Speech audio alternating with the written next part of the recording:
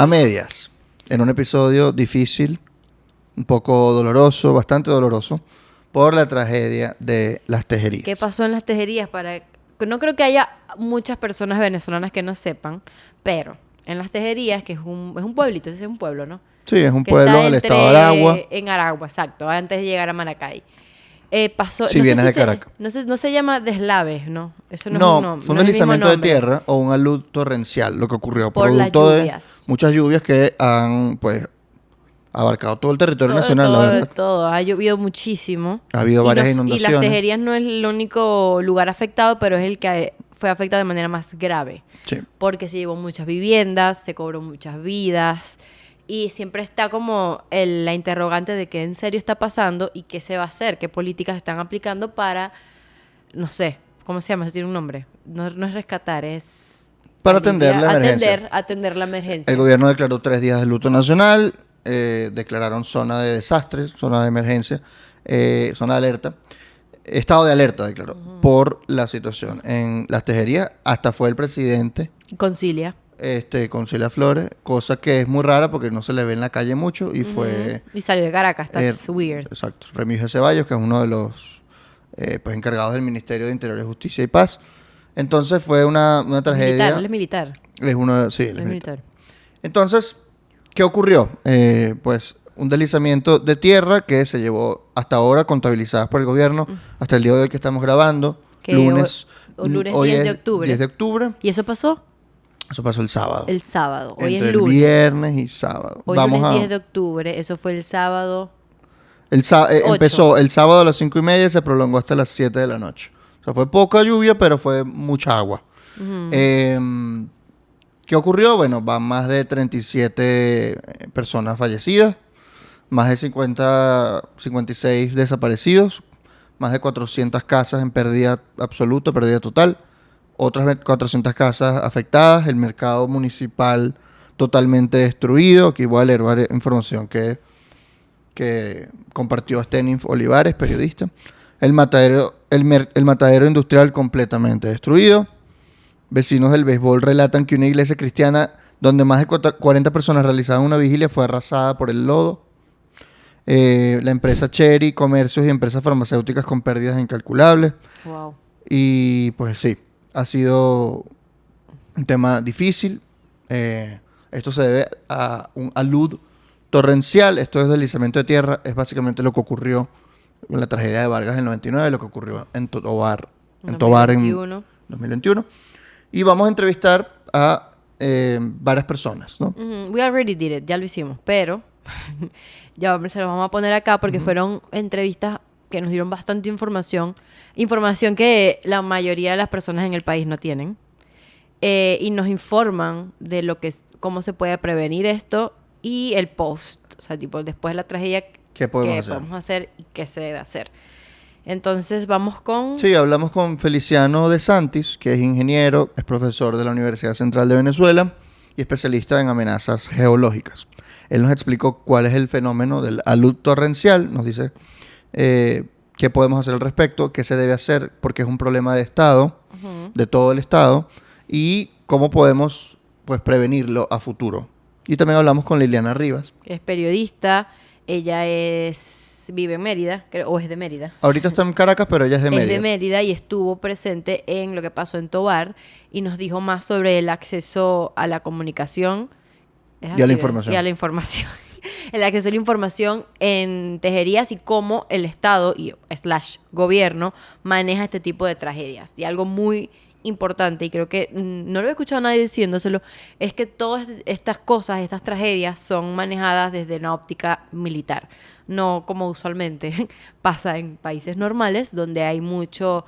Es una operación civil. Es una operación civil y que la sociedad civil está muy involucrada y que ya hay mecanismos estatales para que la sociedad civil ya esté involucrada y estas partes no pasan. Simplemente son militares con lógica militar y van, esperan que pase y después ven qué hacen después. No es como que vamos de una vez al rescate. Que ahora vamos con Feliciano y aquí les dejamos la entrevista con él. Tenemos vía Zoom a Feliciano de Santis, ingeniero, profesor de la Universidad Central de Venezuela. y especialista. En amenazas geológicas, así que no pudimos conseguir a otra persona mejor para que nos explique qué pasó en Tejerías. Exacto. Ocurrió lo que se llama, bueno, tiene muchos nombres, pero uno de los nombres es alud torrencial, ¿correcto? ¿Nos puedes dar un poco de detalle de cómo se dan estos fenómenos? Lo primero que hay que decir es que el alud torrencial es un proceso natural necesario.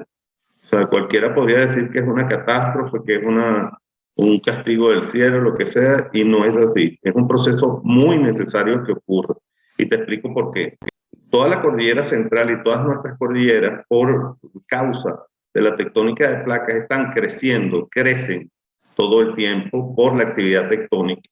Y tiene que haber un proceso regulatorio que de alguna manera baje los excesos de altura que tienen las cordilleras hacia las partes bajas o hacia las cuencas.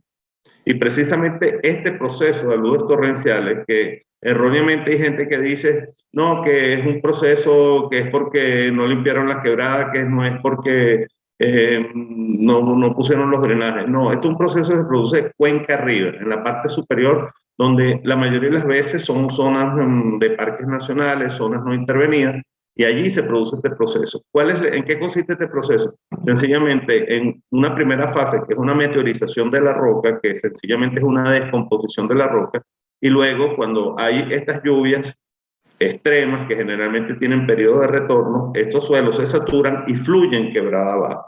Ahora, ¿dónde está el problema? El problema está que cuando llega a la cuenca baja, que es la zona ocupada, la zona que está densamente poblada, y el caso de Tejería es un ejemplo. Si tú agarras la imagen de Google, te vas a dar cuenta, todas las quebradas que de alguna manera transitan la población de Tejería, todas están densamente pobladas, incluso mucho más pobladas que la zona interfluvial. Allí es donde está el problema. Cuando estos aludes tratan de bajar, que es un proceso natural y necesario, lo vuelvo a repetir, se encuentran con una población, se encuentran con unas edificaciones, y por supuesto esa interacción entre un proceso natural necesario y una ocupación indebida del territorio genera lo que es la tragedia. Entonces, aguas arriba tenemos un proceso natural necesario, aguas abajo tenemos una tragedia.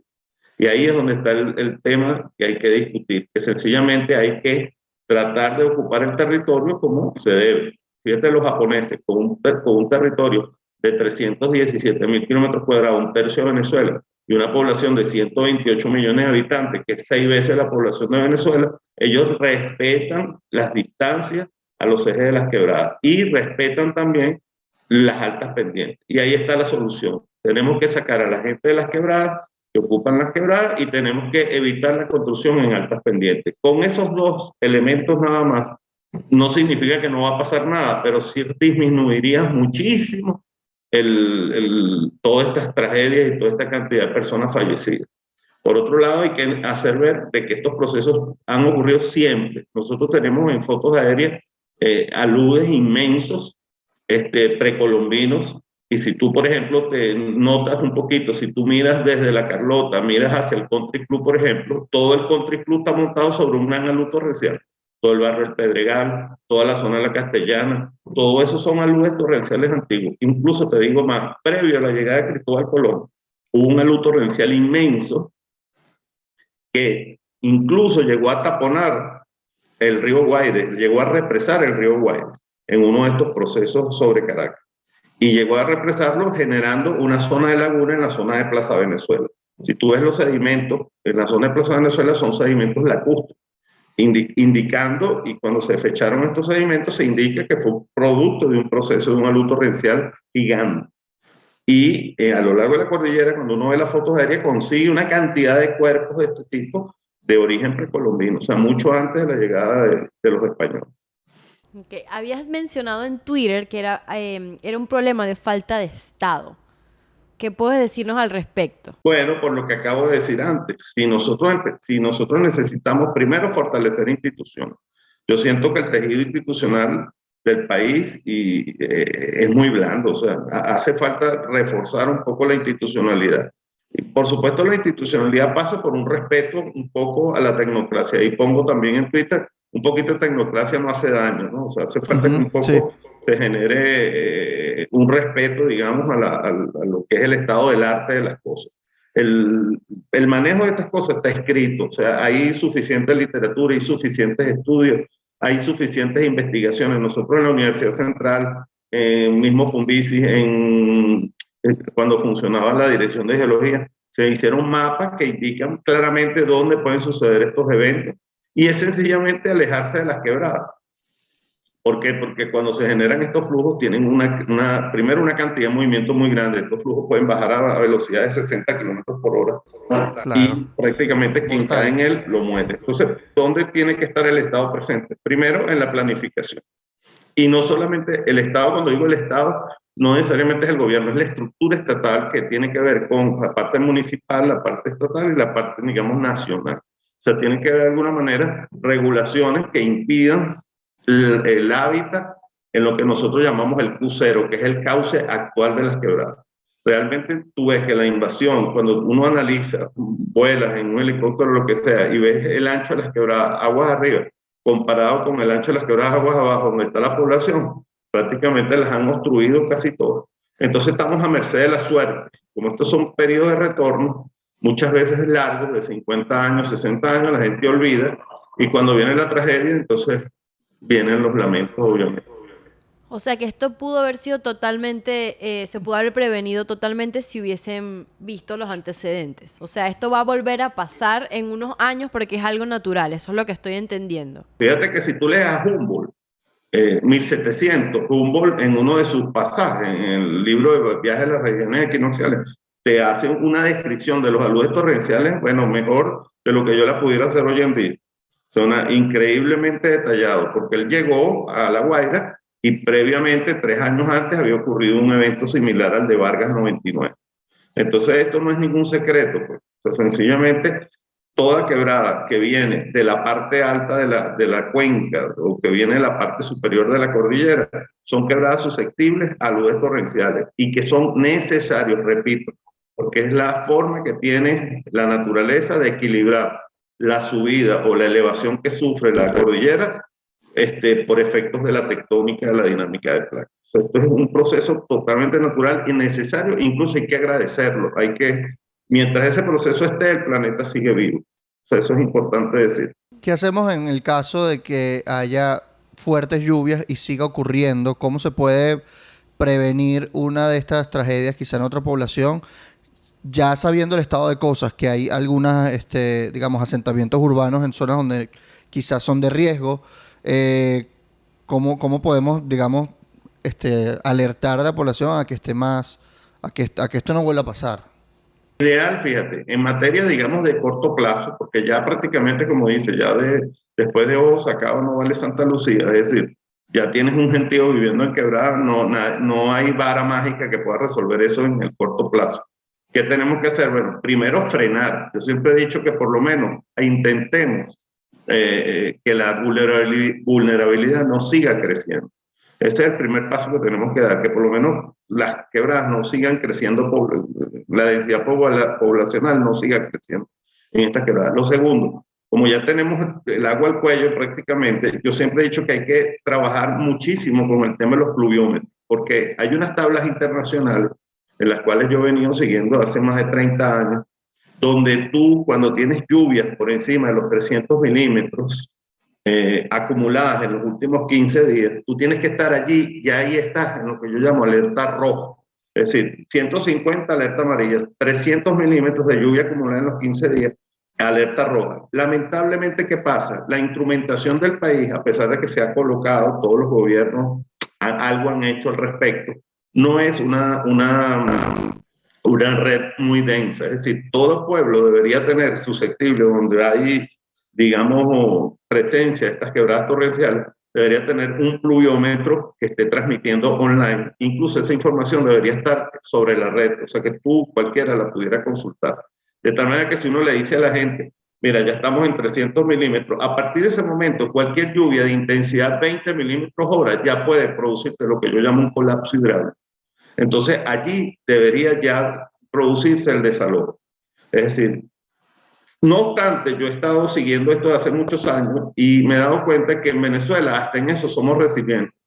Lo que dicen las tablas internacionales, que son 300, 400, en Venezuela ha alcanzado 600, y en Vargas llegó a alcanzar los 800 y en algunos casos los 1200 milímetros. Es decir, que la naturaleza con nosotros ha sido hasta generosa, pues nos ha avisado suficiente. Es decir, en Vargas pasó los 300 milímetros, no se hizo nada, pasó los 400, los 500, no se hizo nada. Bueno, finalmente la naturaleza dice, bueno, ya te esperé demasiado, ahí va.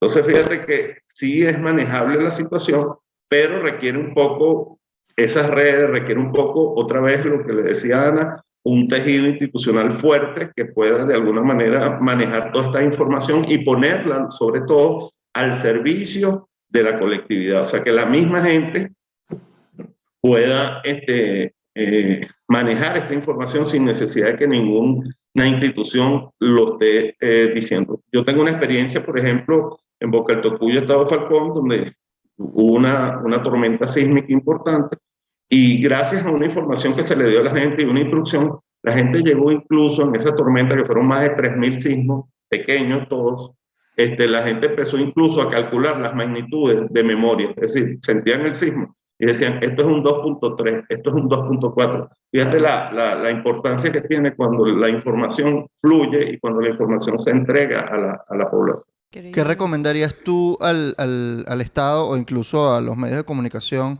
para alertar de una forma positiva a la población? ¿Qué campañas de información recomendarías que se lleven a cabo para que la gente esté al tanto de cuando está en una zona o en un momento de riesgo y tiene que desalojar o cuándo debería llamar a sus autoridades? Necesita un instrumento, ¿no? O sea, necesita un instrumento para saberlo. ¿Cómo hacer que la gente sepa identificar el problema para tratar de evitar la tragedia, ¿no? Bueno, hay muchas formas de hacerlo. Es que hay tantas técnicas que se pueden emplear, pero lo que pasa es que tenemos, no sé cómo explicarlo y sin herir susceptibilidad.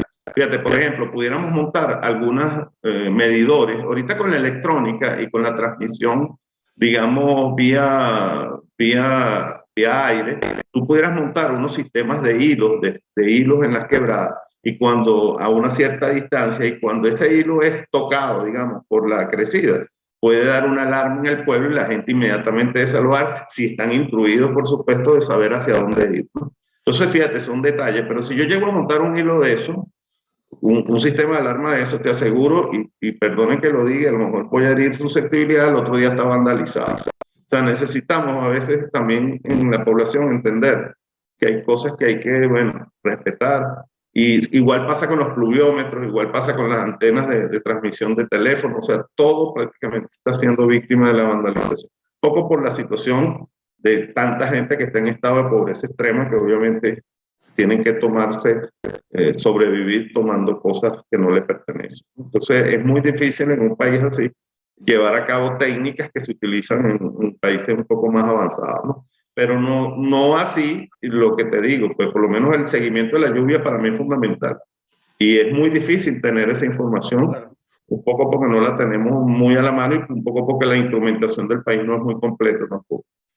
Una buena técnica también es sobrevolar por lo menos algunas cuencas que tengan población aguas abajo y verificar si se está produciendo erosión, digamos, en las faldas, en las caras de la quebrada, porque ahí es donde se inicia. ¿Cómo se inician estos procesos? Se produce el flujo de las laderas de la quebrada aguas arriba que van a la quebrada, se producen represamientos naturales, estas represas luego con la continua lluvia se rompen y viene el flujo hacia abajo a velocidades extraordinarias. Entonces, todo suma, pero lo más importante, bueno, es la concienciación, educación y dos medidas fundamentales: retirarse las quebradas y disminuir la construcción en altas pendientes. Con eso tendríamos bastante para avanzar, para seguir avanzando en otros temas más complejos. Todo esto atenta contra el desarrollo. Hay una máxima que dice que si no atendemos el tema de vulnerabilidad, el país estará condenado al subdesarrollo por siempre. No importa quién gobierne, no importa qué ideología gobierne. ¿Saben qué palabra me quedó de lo que dijo? Bueno, de todas las palabras increíbles que dijo, porque siento que fue súper técnico. Creo que nadie tiene esa información ahorita. Y si la tienen son muy pocos, pero cuando hablo de la tecnocracia... La tienen los amediáticos. Amediáticos. Para los que no saben qué es una tecnocracia, básicamente es... el gobierno... O sea, es cuando el gobierno se basa en facts, en pensamiento crítico, en investigaciones técnicas para tomar las decisiones y no se deja ir por una ideología o por solamente el pulso político. A ver, Básicamente se toman las decisiones sin que, O que sea, importe las consecuencias políticas que pueda tener. yo creo que ahora en el siglo XXI es muy improbable que alguien sea 100% tecnócrata, pero siempre es importante tenerlo dentro del gobierno. ¿Por qué? Porque un gobierno normal se basa en facts, investigaciones, porque su objetivo es proteger a la población. En un gobierno como el de nosotros, que es un autoritarismo, el Estado, creo que ya lo habíamos comentado en otros episodios, sus actuaciones no son con el objetivo de beneficiar a la población, sino a ellos mismos. Y este tipo de cosas pasan. No hay investigación, no hay equipos técnicos, no se respeta las investigaciones de la gente, ni nada por el estilo, para tomar decisiones y crear políticas públicas. Entonces, creo que esa es mi reflexión principal, porque hay muchas maneras en las que se puede Pero prevenir. en el peor, es que es peor que eso, no es que no las hay, porque las hay. Hay advertencias de la academia, hay un Pero no le montón paran de... bola. Ese es el problema, que no le prestan atención o sencillamente no se toman las medidas necesarias, como las que comentó Feliciano, de, por ejemplo, eliminar los asentamientos urbanos en las cuencas O bajas sea, vamos a de suponer los que ríos. no lo eliminen. Pero Porque no puedes, creo... puedes repoblar eso, se puede sacar la gente y ubicarlos en otras zonas. O por lo menos tener una política pública a nivel, no sé si nacional, pero porque aparte él mencionó también a los gobiernos locales. O sea, Claro. obviamente la cadena de mando es muy fuerte acá en Venezuela y si no viene del gobierno central es muy poco probable que de verdad los gobiernos locales Sí, y lo la accionen. planificación Y es la del gobierno planificación, nacional, la o sea. centralización. O sea, hay muchas cosas, o sea, hay tantas variables dentro.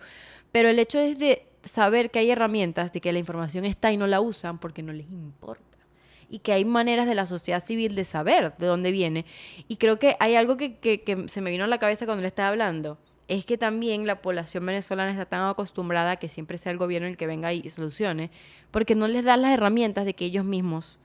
A ver, no es que la responsabilidad sea de las mismas de las mismas personas para protegerse de este tipo de cosas, pero las herramientas las debería dar el Estado, las debería dar el gobierno, sabiendo que esto se puede repetir, porque estoy segura de que alguien les dijo a los del gobierno diciéndoles, marico, esto va a pasar en otros años, porque algo que agarro mucho es como que, marico, esto va a pasar, esto es normal, Claro. esto pasa. Y lo que dijo Feliciano, es un proceso natural y que debe ocurrir, que más bien es sano para la naturaleza que ocurren estos aludes torrenciales. El tema es cómo respondemos ante ellos para que no se repita una tragedia O sea, como la que el ocurrió. hecho de que en Estados Unidos, porque eso es lo que más tenemos cercano, siempre hay huracanes, siempre hay que sea un tornado, y que sea algo muy usual en muchas de los estados, y que ya la población está simplemente preparada, está sí. entrenada, ya sabe que este ¿Qué hacer? sonido es esto, ya saben para dónde irse, o sea, están preparados porque ya es algo normal y porque el Estado te dio las herramientas. El Claro. Estado dijo, ¿cómo hago para que esta gente no se muera? ¿O cómo hago para que esta gente...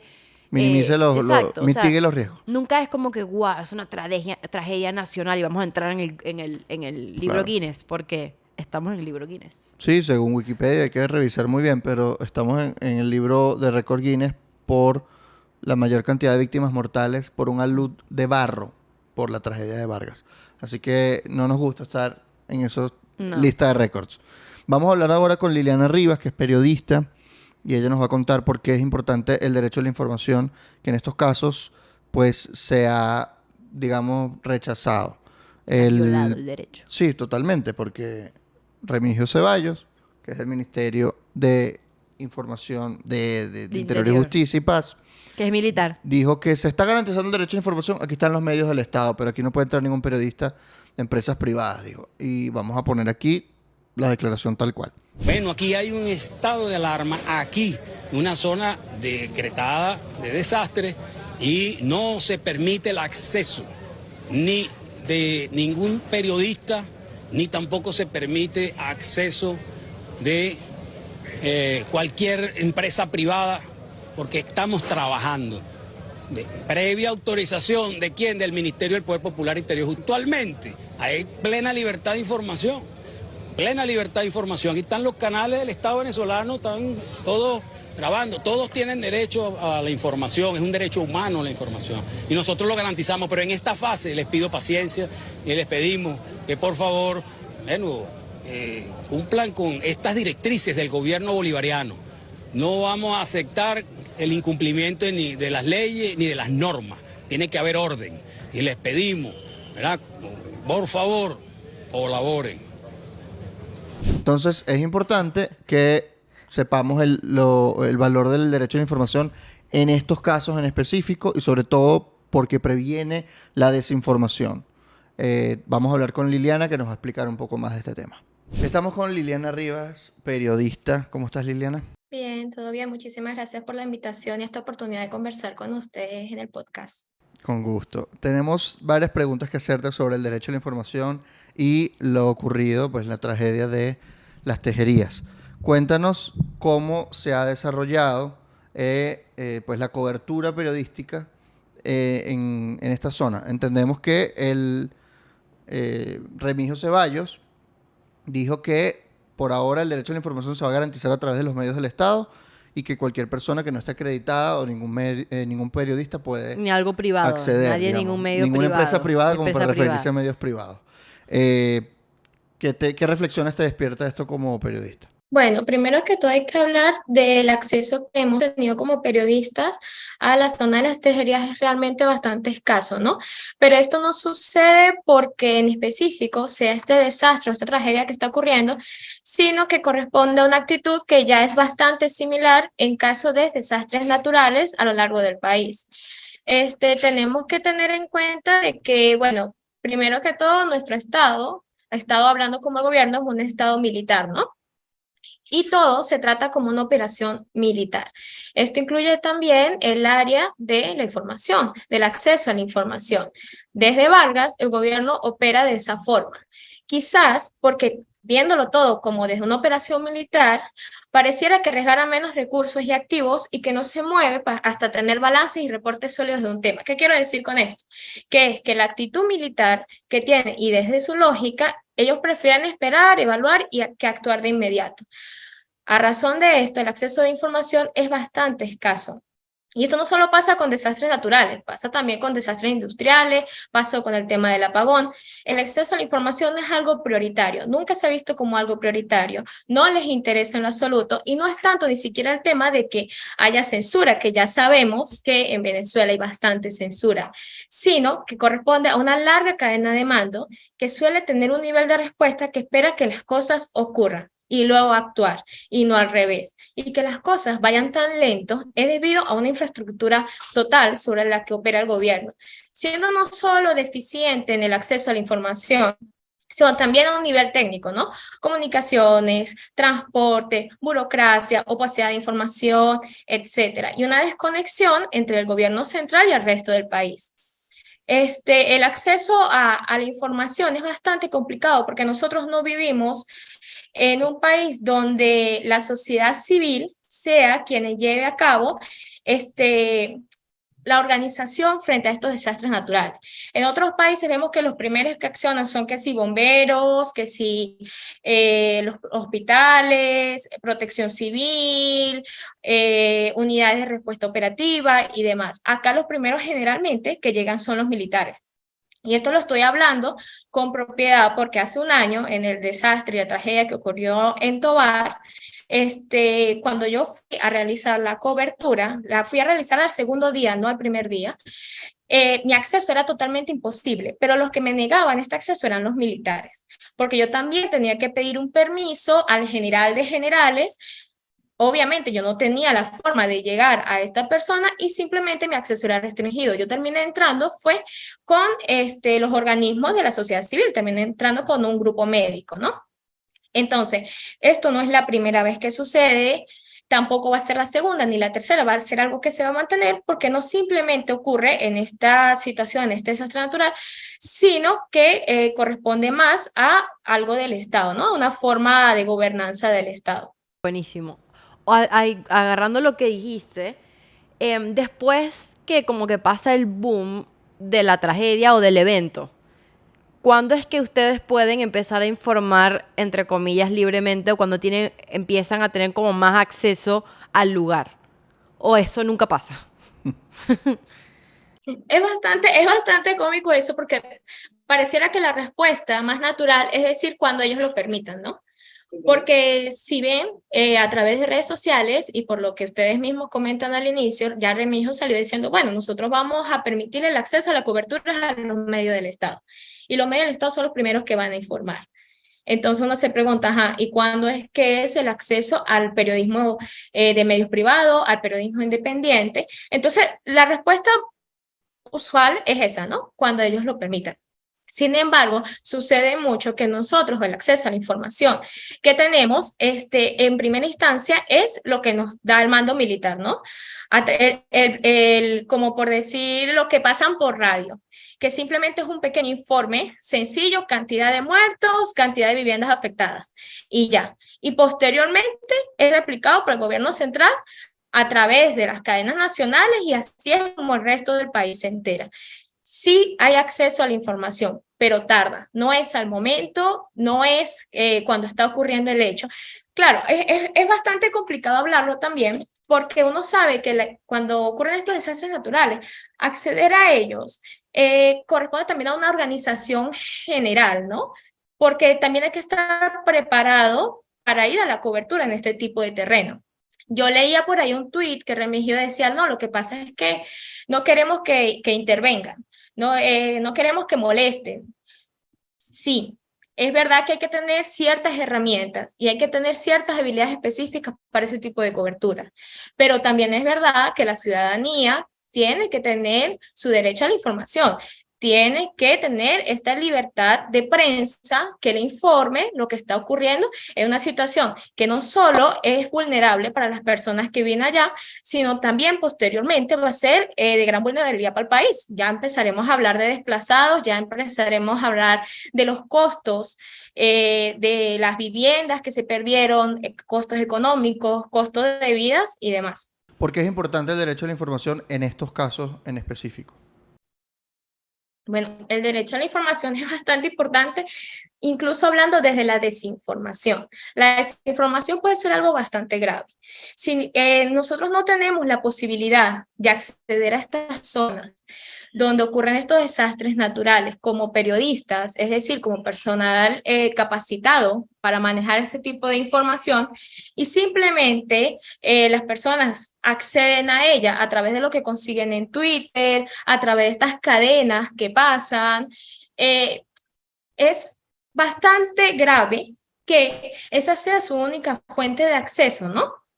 ¿Por qué? Porque si ellos no tienen las herramientas para saber cuántas personas han fallecido, cuál es el grado de afectación que ocurre en la zona, simplemente pueden inventar cualquier cosa. Lo vi recientemente y bueno, y de hecho lo hablábamos fuera de cámara Ricardo y yo, porque él me pasaba un tuit donde una persona decía, hay 800 fallecidos aproximadamente. ¿De dónde consigues estos datos? Cómo tú alarmas a la población al asegurar a través de un simple capture que hay 800 personas que han fallecido. Es bastante grave. Yo creo que una de las razones más importantes por las que debe haber acceso a la información es para evitar la desinformación, que esta información llegue incompleta, opaca e incluso muchísimas veces distorsionada al resto del país. O sea, yo estoy pensando en el post, ¿sabes?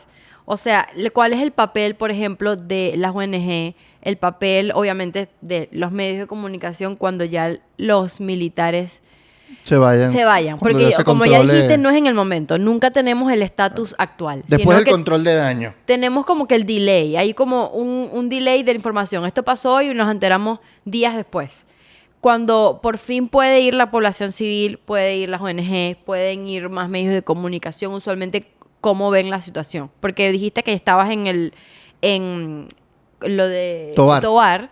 ¿Cómo se manejó ahí? Y supongo que si la política se repite, evidentemente el manejo va a ser prácticamente similar a las tejerías.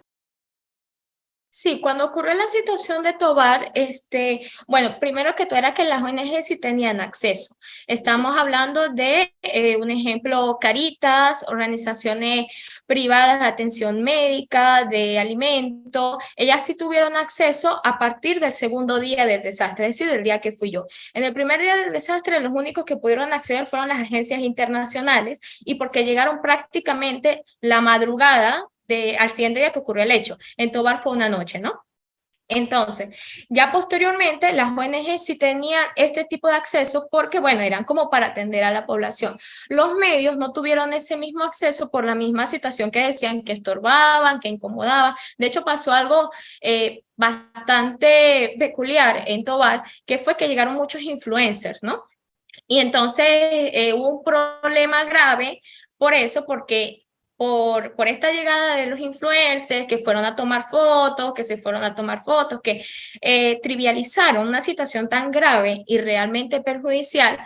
Luego, entonces, la cadena militar prohibió el acceso a cámaras, prohibió el acceso a periodistas y obviamente era por esta situación que había pasado con los influencers. Tengo entendido que aquí en Tejerías no es así, que el acceso fue negado desde el inicio simplemente, pero sí es verdad que posteriormente, cuando los días pasan, hay un poquito más de acceso, ¿no? Pero es lo que tú dices, o sea, ya la situación ha pasado. Ya en el momento, nosotros no tenemos la posibilidad de saber qué es lo que está ocurriendo, sino hasta día después, cuando ya todo se ha calmado, las cosas cambian, ya hay otros informes, ya salió una cadena nacional y ya simplemente todo es manejado por el gobierno central y ya, o sea, es como que, bueno, ya pasó.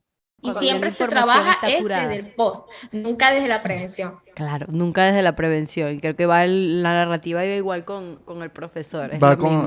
va a aplacar lo que ocurrió, más no tanto a prevenir o Exacto, es las como... campañas de información no van a, si están ocurriendo estas lluvias, llama a Protección Civil o algo. No va por prevenir el desastre, sino por tratar de mitigar los riesgos reputacionales Y, o de información o de que surja mucha información y que ahora sea hay perjudicial. presencia de ONG. Allá están dejando entrar a ONG o todavía solamente son militares y funcionarios del Estado. Tengo entendido por fuentes que sí hay permiso de entrar en ONG. Incluso hay bastante acceso de lo que es alimentos, atención médica, y bueno, se ha visto a través de las redes sociales que se ha compartido muchísimo, incluso equipos de béisbol y demás están recolectando en los estadios para llevar a Tejerías. Entonces, al menos lo que es el acceso a atención humanitaria, sí se está realizando.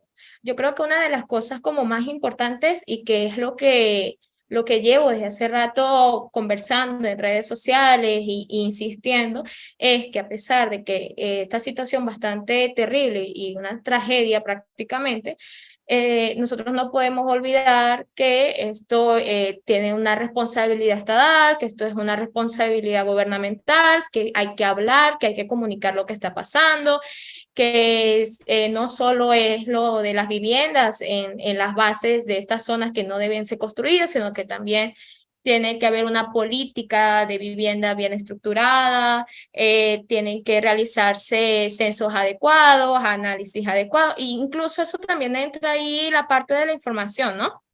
Cómo nosotros tenemos que comunicar, qué debemos hacer para prevenir, cómo debemos insistir desde lo civil para tratar de que estas situaciones no es que no se vuelvan a repetir, porque es que nosotros no podemos dominar la naturaleza, pero lo que sí podemos estar es preparados para responder a ella de la mejor forma. Muchísimas gracias, Liliana, por acompañarnos hoy. Ha sido muy útil todo el tema del derecho a la información, lo importante que es para evitar la desinformación justamente y evitar alarmas innecesarias o crear pues más zozobra sobre un tema que es muy difícil. Bueno, gracias, muchas gracias por tu tiempo. La verdad, súper increíble lo que dijiste. Y siempre bienvenida. No, muchísimas gracias a ustedes por la invitación. Y bueno, a seguir insistiendo en que la mejor comunicación es la comunicación responsable, que no solo puede evitar desastres como estos, sino que también pueden salvar vidas. Lo de la lógica militar creo que Tiene mucho sentido. Tiene mucho sentido y es algo que no lo había pensado. O sea, no había caído en cuenta de que obviamente van a manejar toda cosa que pase en el ¿Sabes país. que me acordó ¿Con a qué? Chernobyl? ¿Tuviste la serie? A mí también. Que es operar con esa lógica. Es No operar. sale ninguna información que no pase por el Hay Estado. que filtrarlo. Hay O que sea, filtrar la el información hecho que de sale. que diga que el derecho a la información va a ser concedido por los medios del Estado, ya estás violando el derecho a la información. Claro, Porque el derecho a la sabes- información, el acceso a la información es un derecho humano. No puedes suscribir, no, que como que estamos en una emergencia tienes que tener una acreditación del Ministerio de Comunicación e Información Que o del eso Ministerio del pasa. Interior y Justicia. ¿De cuándo acá el derecho a la información se supedita a otros derechos? No, Eso y no esto pasa. está pasando. O sea, están pidiendo credenciales del Ministerio de Comunicación Exacto. para poder entrar. No están dejando entrar a periodistas. ¿Por qué? Porque necesitan que cualquier información que esté ahí sea curada antes de decirle a las personas. Claro. Y lo importante que dijo Línea de la desinformación es que como no hay una fuente creíble, que la gente vea y diga, ok, esto es lo que está pasando, no hay un estatus actual, tienes que esperar días para enterarte, es caldo de cultivo para la desinformación. Cualquier Claro. persona puede enviar una cadenita de WhatsApp y decir eso y alarmas a la población. Y es bastante chivo, porque aparte no hay como... A ver, el que busca lo va a encontrar con respecto a las donaciones o a quien quiera ayudar, pero al final todo es como shady. Siempre hay como una nube gris para saber lo que está pasando y es consecuencia del tipo de gobierno y el tipo de estado en el que estamos viviendo y que chimbo, me parece bastante chimbo que otra vez se cobraron vidas por ineficiencia y porque simplemente no actúan en pro de la población. O por falta de planificación, básicamente. O sea, lo mencionaba Feliciano, lo importante de prevenir en estos casos y de que eso está altamente conocido, esto se puede prevenir por completo, se hizo en Japón, como él comentó, y se puede hacer acá, lo que pasa es que se le pasa por alto, sencillamente no se le toma la importancia que tiene y a la gente se lamenta después que ocurre una tragedia como esta. El punto es que nuestra naturaleza aguanta lluvia, pero aún así, pues por el tipo de suelos en ciertas zonas, sobre todo al borde de una montaña o en la falda de una montaña, son riesgosos este tipo de aludes torrenciales. Entonces, esto se puede evitar y la idea con este podcast es que la gente pues se informe y entienda que esto es algo prevenible. Y que al final la responsabilidad está en el Estado y que debe, no quiero usar la palabra empoderar, pero siempre volvemos al punto de que hay que darle las herramientas a la población. Claro. Que la población no se siente indefensa, que sepa que ellos mismos pueden prevenir y saber que hay instituciones y que hay hospitales, que hay bomberos que pueden ayudarlos y que cumplen su función. ¿Sabes? Que está una estructura estatal que te provee ese tipo de cosas cuando estos desastres pasan. Porque Feliciano no le quiso llamar desastre. Instituciones. Instituciones. Bueno, es un desastre, se lo dice Pero él no Remigio lo quiso Ceballos. llamar así. Es obvio es un desastre porque hay gente... Zona de desastre, Hay nombró. zona de desastre. Hay gente que perdió la vida, hay gente que perdió toda su pertenencia, hay gente que... O sea, de verdad, ahorita están pasando muchas cosas feas allá. Y que cabe destacar que no es el único parte del país en la que esas cosas están pasando. Lo único que el más grave fue en Tejerías, pero las lluvias han costado viviendas, han costado vidas en otras partes del país y que hay tan poca información que no se dice y no se entera si no buscas mucho en internet porque no te vas a enterar. Acá tienen la información para donar y los centros de acopio donde pueden hacerlo. En Caracas vamos a tratar de buscar uno en el estado Aragua y dejar aquí la información para que, pues, si quieren o pueden dar algo, lo hacen por esta vía.